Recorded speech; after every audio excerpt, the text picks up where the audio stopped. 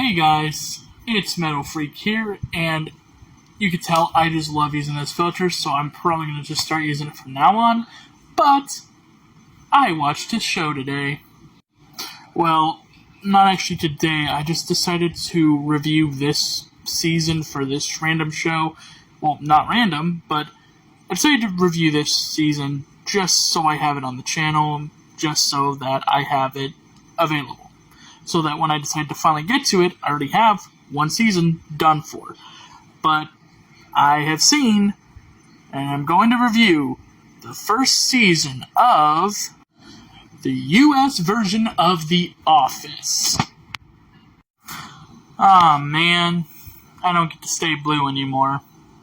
Oh well. But anyways, I wanted to go ahead and review The Office. Just start with it because I have Resident Alien to finish, I have Always Sunny in Philadelphia to finish, and I have this that I've been planning to do for a very long time, as well as wait until people request shows for me to review, and I will have them to do. So yeah, I'm just trying to keep my list, fit, and trying to get it full, so that way I have stuff that I can do to keep this series running. So that's what I'm doing. I'm getting it ready to keep running. But as a lot of you know, I've been wanting to do this show for this series for quite some time now, because ever since I started this new series, I've wanted to review The Office. It is my favorite show ever made, and I have just been obsessed with this show ever since I found it, and it's basically become my personality. Just like metal music, just like horror movies, The Office is a personality for me. And I like to think I've gotten a couple friends into this show, but who's to say? But I really love this show, and this first season is very interesting, especially if you know the history of The Office itself, which was originally a UK show that was made by Ricky Gervais and... what was his name? Anyways, it was made by Ricky Gervais and his friend Steven, which I feel bad that I can't remember his name, but in the subtitles I will have his name. Yeah, but anyways, it was made by them, and it lasted for I think 2 or 3 seasons, and it really didn't get that well received, but people that saw it loved it, and it carried on eventually in 2005 in the US, where they decided, hey, let's make this a show. And that's when this show took off. And with the UK show being very dull, being very bland, trying to do the thing that UK comedy does so well, which is dry comedy and sarcastic comedy with just bland execution, that's what this first season kind of tried to do, but with an American charm. And it was good for people that knew what the history of this show was. Because if you hadn't seen the original, you would just think, man, this is boring. But that's not really what they were trying to do. They were trying to recreate the original show for American audiences. And once you get that part across, you'll start to see that there are some gems in this season. Yes, Michael is a code person. He's kind of mean, he's kind of rude, he's very sexist.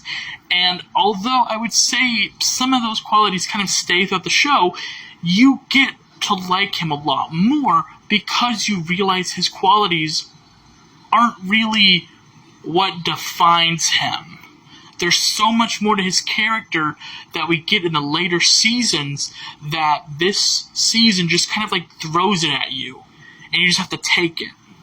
Also, you get the start of the romance between Jim and Pam, although there's some conflict with Roy being the overall sort of antagonist, so to speak, because he's been with Pam, they've been engaged for almost 3 years, and so it's he doesn't really care for her, but he also loves her, so it's this weird animosity, and you have Jim and Pam, who you could tell are going to be girlfriend, boyfriend, and maybe even wife and husband. But right now, they're just kind of seen as this sort of office friendship thing that's just, maybe they're more than friends, we'll see later on. you have Ryan Howard, who's the temp, who just comes in the first season to work for The Office, or work for Dunder Mifflin, while they're going through, downsizing, which is kind of a weird thing to hire a temp when the company's experiencing issues that might result to downsizing. That's kind of weird. Also, you meet Dwight, who's the power and authority-hungry worker, who's also a sales, representative, who just wants to be manager. He wants to be assistant regional manager, even though he is technically assistant regional manager. Michael Scott doesn't like the fact that he is known as the assistant regional manager, so he's assistant to the regional manager, which, if you're a metalhead and you like metalcore, The Devil Wears Prada has a song called Assistant to the Regional Manager, and it's one of their best songs, so yeah. And I think the blandness of the show and how it tries to be an exact copy of the UK show, it can definitely make you not really care for it if you're more used to the more upbeat, very quick comedy of American times, like Friends or Always Sunny in Philadelphia, or list any comedy show out there that's an American-made show. But the thing about this show is it's trying to do what was very popular in the UK and bring it to an American audience, and I think it goes very well.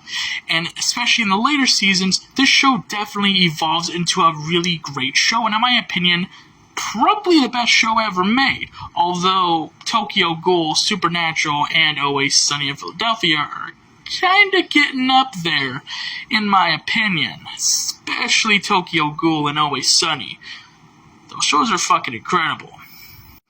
And to top it all off, this show doesn't shy away from giving you a comedy bit that might be a little too offensive nowadays. I mean, this did come out in 2005, so expect some outdated humor.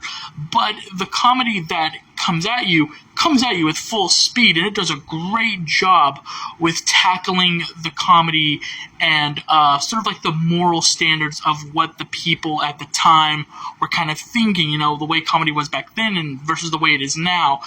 And it kind of gives you this sort of lens into looking into society and seeing how quickly certain things can change within decades and even couple years.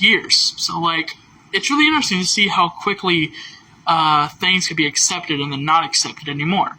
But overall, this is a great show, and this season may not be their best season because, again, it is trying to be an exact copy of the UK show, but by the second season, it becomes more polished, and you start to see that they're becoming their own behemoth. And I mean that in the best way possible. Just like with Shameless. In the UK, it had its own thing, and then in America, the US version of Shameless had its own thing and had its own audience. It did good being its own separate entity while still having its roots in the UK version. Just like The Office. It's doing good, but as it progresses, it just gets better. It just gets better.